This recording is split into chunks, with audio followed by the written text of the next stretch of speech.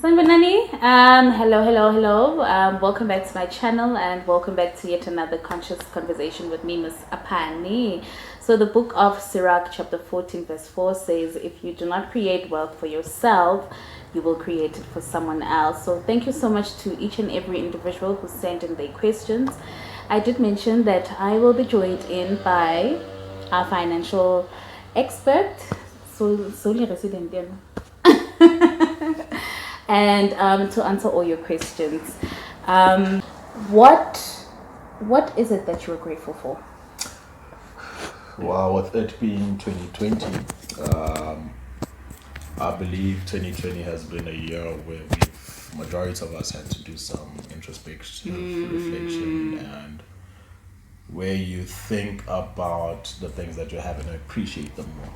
You know, a lot of individuals lost something this year. You know, you either lost a loved one, a friend, a colleague, or even yourself. You know, where you are no longer where you were or where you want to be. You know, where your dreams are either deferred, delayed, but never denied. I like that. So yeah, it's that 2020 has taught me to appreciate life. So I appreciate life the most. Okay. So tell us about this man behind Kagiso Wealth, and who are you? What do you do? And just basically everything and anything that you want us to know about you. All right. My name is Kagiso Hlutwa. So I am the founding member of a company called Kagiso Wealth. It's a financial services provider. So what we deal with is advice and intermediary services in the insurance, investment, and medical industries. Basically about myself, I'm an entrepreneur since I started my entrepreneurship journey at the age of 9, selling sweets and yogurt at church and school. And what drives me in life, it's the 4 P's, which is patience, perseverance, persistence, and prayer. And my core values for me to actually even choose this path of financial advisory, I've got a passion for helping others, as well as that empathy, you know, of teaching others to do better. You know, I'm not perfect myself, I'm learning as we go, but you teach as you learn yourself. And you know, I've realized that growing up, seeing people struggle financially, the core reasons for majority of those struggles weren't due to people lacking finances, but the lack of knowledge on how to effectively employ their finances, you know. I think we've got a very strong emotional attachment with money. Why do you think that is the case? Well, in our modern day society, money literally is the key to almost everything. If you want a better living environment, you need money. If you want to dress better, you need money. If you're on a soft life, as they call it, money is involved. You know, majority of relationships fall apart due to money issues. So money is basically the crux of almost everything. Yeah, it's the lifeblood. No business can survive without money. I mean, even non-profit organizations need money. So yeah, it's the crux of everything. It's the veins in the body.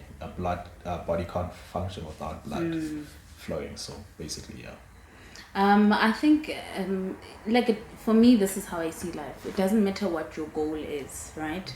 I think for me, what the important thing is the things that you tell yourself. It's the conversation that you have with yourself about that particular perception, right? Okay. Because your whatever that you believe in and whatever attitude that you have as an individual, as a being, that is going to be your driver in terms of how you're going to act. Whether you're going to be that patient person, whether it's going to be that person that is persistent, that person that prays, you know. But what conversation do you have with yourself? About money, about wealth. Yeah. Basically, I'll take you to my daily mantra, words of affirmation. Yes. So in my bathroom, I have little things that I've scribbled on a footnote, and I've stuck them all over the mirror and on the side. So as I'm busy getting ready in the morning, I just recite some of those things. It's words of affirmation. It's scriptures that I love. It's quotes. So that's basically it. That's what I do. So regardless of how bad life may have seemed, I try to look for the good in it. So yeah, always look for the good.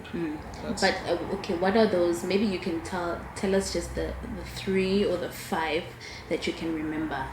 What affirmations do you use on a daily basis? I am a good person. I am a successful entrepreneur. I might not be where I want to be right now, but I tell myself that I'm a successful entrepreneur. Yes. I am one of the best financial planners out there. Yes. I might not be recognized for it, but I tell myself that. So remember, positive affirmations might not be where you are right now or other people's perceptions of you. It's your own perception as well as where you would like to be, what you would like to assimilate and manifest in your life. I think before you can tell us more about your work, what is there a rule when it comes to finances, or is there a rule when it comes to wealth creation? No, there is no rule. There is no rule of thumb. There is no book that you can read that can say if you follow this path, you are guaranteed to end up on this other plane. No, there isn't. Everything is how can I put it? It's not generic. You have to actually find your own way around it, because if me and you are the same age, we earn the same amount of money, our financial needs are not the same.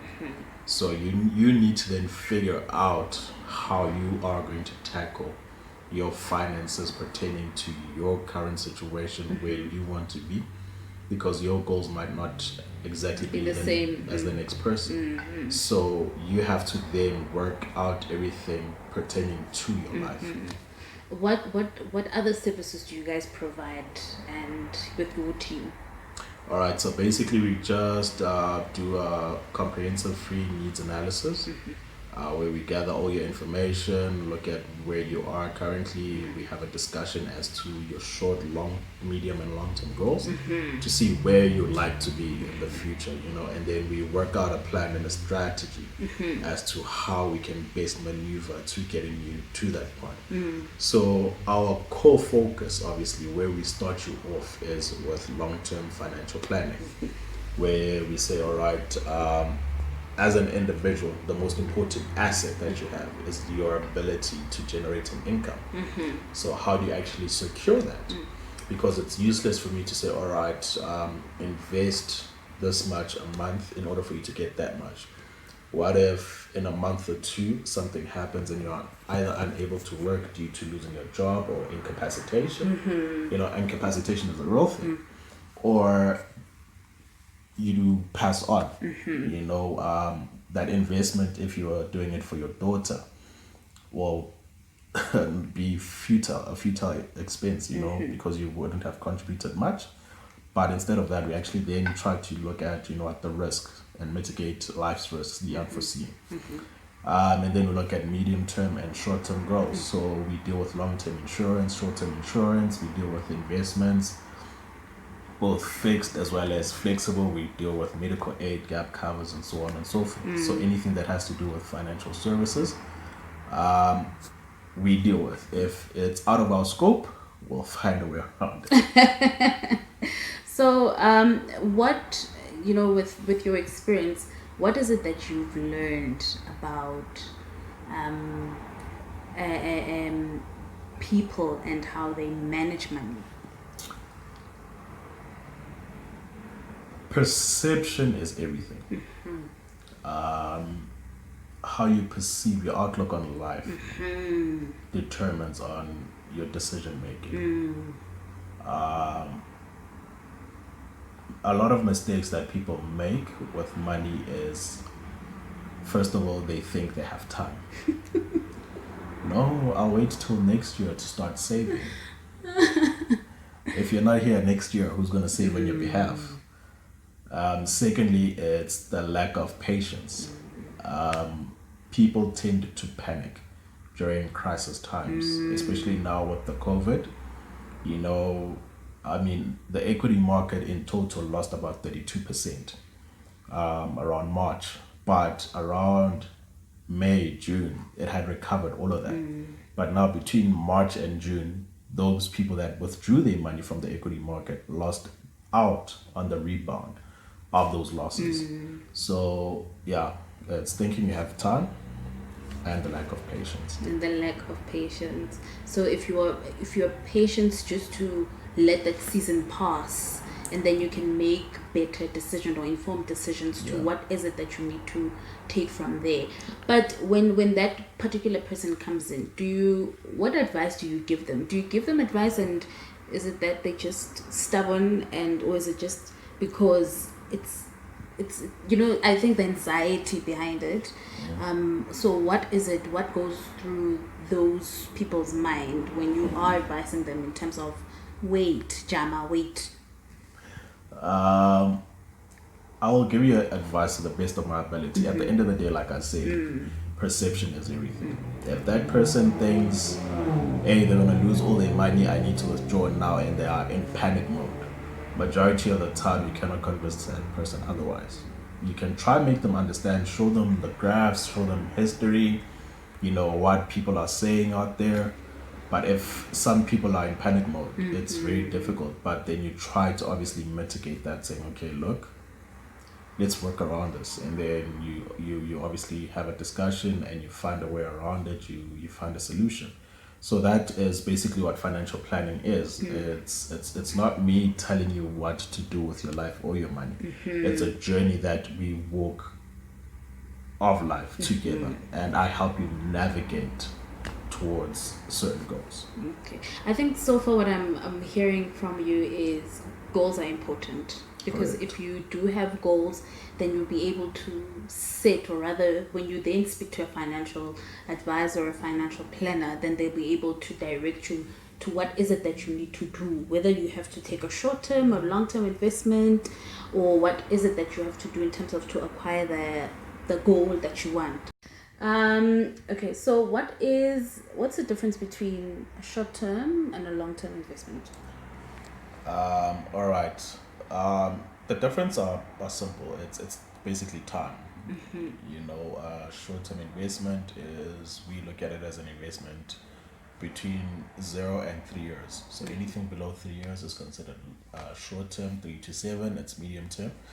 7 plus, it's considered a long-term investment. So time is a deciding factor with regards to that. For someone who, I've got a stable job and a stable and secure job, I haven't started saving, or I haven't started investing, what would you advise them to, or in which appetite, or in which risk appetite would you advise them to start saving? There's a process in which I obviously undertake to ascertain all of the answers to those questions. But the first rule of investing is diversification. The layman's rule of thumb is, do not put all your eggs in one basket. And then, so like I said, I go through a process with you, certain questions. I need to ascertain if you're risk averse or not, so that I know how to actually invest your money, your time horizon of investment. So yeah, that's basically what I do. It's easy to assume that someone who's a financial advisor has never ever in their life, made financial mistake. Yeah. Have you done that? A lot of times. And what mistakes did you make? Okay, financially. Well, it's a general life lessons for both in business and in relationships. Choose your partners wisely. Is really? Choose your partners wisely. Yes. Your partners could actually become a bad financial decision. And then secondly was getting into a business endeavor where I was the only financial contributor. So that's also something that I wouldn't advise it. I'm not saying don't do it, but I wouldn't advise you getting into business if you're the only financial contributor. So for people who are married, how do you advise people who are in this union together, who are married, in terms of planning their finances? First of all, do not get married in community of property. I still do not understand how people would actually get married into community of property. I know a lot of times it's even the female gender that be like, yeah, what's yours is mine. You know? That is me. But there's other ways to mitigate that. Yeah. You get married out of community of property without a crew, and then you establish a trust. And everything you accumulate together goes into that trust. And then obviously the trust deed will stipulate everything. So it protects both of you guys. Okay. And I'm speaking from an entrepreneurial perspective where if the person, my partner, goes under, I stay up. She doesn't drag me with her. And vice versa. If I go down, I don't drag her with me. So it mitigates that risk. I'm laughing because I'm one of those. Community of property. Yeah, I'm one of those. My belief is we are one union. We are one. So my husband is a reflection of I, right? But what does let me finish. Document No, have to let me do finish. with Let me finish. Right, my husband is a reflection of I, and I am a reflection of my husband. All right. We are one. Sinto a one. And this is okay. This is honestly, this is what I I believe in. That imali yasendlini, so we've got, for example, if we've got 50,000 rand in our house, then we are going to what's this thing? We're going to divide the money accordingly, you know. And obviously understanding that what are his goals and what are my goals, and we are going to work together towards that thing. Because at the end of the day, this is what I think. I work for my family. And I also think that he must work for his family. I'm praying. This is me praying, you know. But I at the same time, how things have just gone spiral in terms of the world, I do kind of understand why people don't want to marry in communal property. I'm still speaking to myself about it, but that's just me. That's what I believe in. So now, one question I'll ask you, with everything that you have just stipulated, how does a piece of document stating marriage regime stop you from doing all of that? it doesn't. So? It doesn't. Thank you. Next question. You know what? It doesn't. It doesn't. At the moment, guys, I don't understand it. I keep wishish, honestly. I don't understand it at all. Until somebody is going to enlighten me with, this is the best decision, that I will. But at the moment, this is what I believe in, and that's just my thinking process at the moment. Until I'm made aware in a different way, then yeah. Okay. So that's the first mistake that couples make. Okay. Every other mistake, I guess, is generic across the board with individuals, where you think you have time, as well as lack of patience. Yeah. What is it that you want people to be enlightened with? or what common mistakes? Okay, but I think you were already answering that. Yeah. But what is it that you want people to be enlightened with about about wealth creation? That's what I want to say. Wealth creation basically is not a lottery game. It's not something that you can do overnight. It's not something that you can do with over chance. There are steps that you can take in order to achieve that goal. I mean, we live in South Africa where we were introduced to tenders and forex, where people think, you know what, I can just make it overnight. Whereas wealth creation and wealth preservation, you know, it's a tactical game. It's a game where you think. It's just like chess. You do it for the long run. So you need to build a legacy. You know, I look at individuals like your John D. Rockefellers. You know, the man died many decades ago, but his name still lives on in a positive light today. You know, so that's wealth creation and wealth preservation, where your name lives long after you have left this earth. What are your top 5 influential people, or rather, how do I say it? Your top 5 people that you've look up to. Yeah.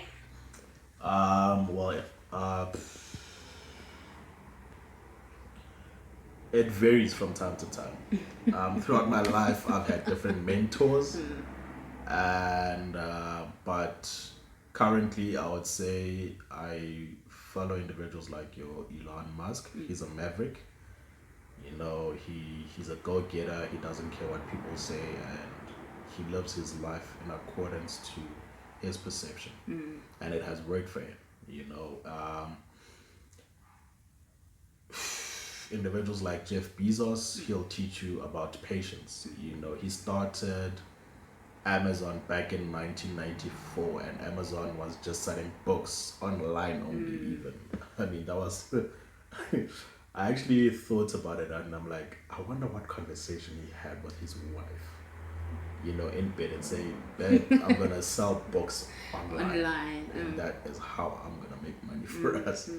You know, and he stuck it out. You know, close to 30 years later, look where he is.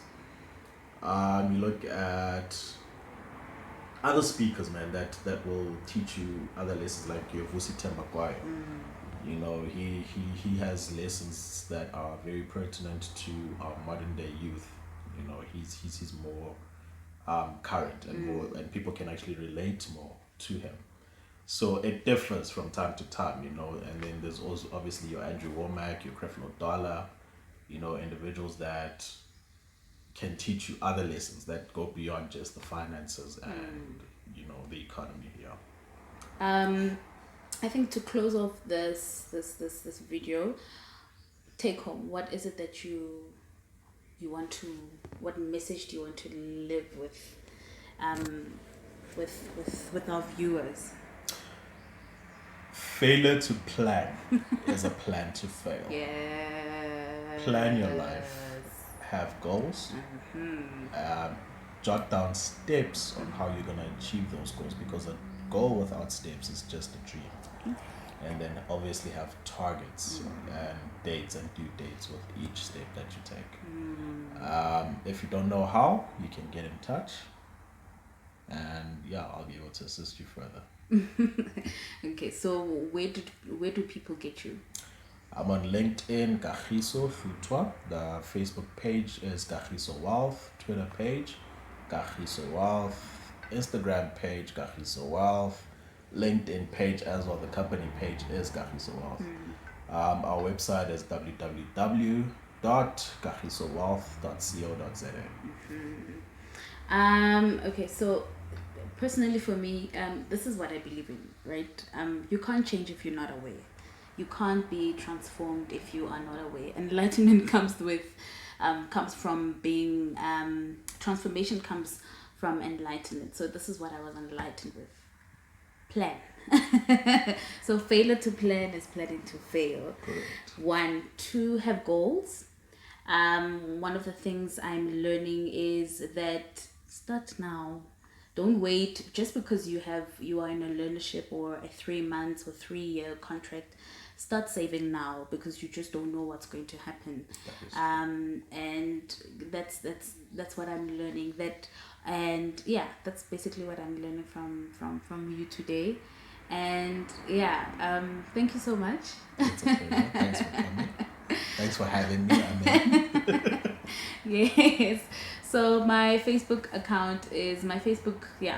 page is Tshegofatso Apane, Conscious Thinking with Miss Apane. Someone said it's too long on Instagram. And thank you so much. If you did love this video, please give it a thumbs up. Just click on the like button. Subscribe. Yes. Subscribe to my channel, and I will definitely see you in my next video. Bye bye.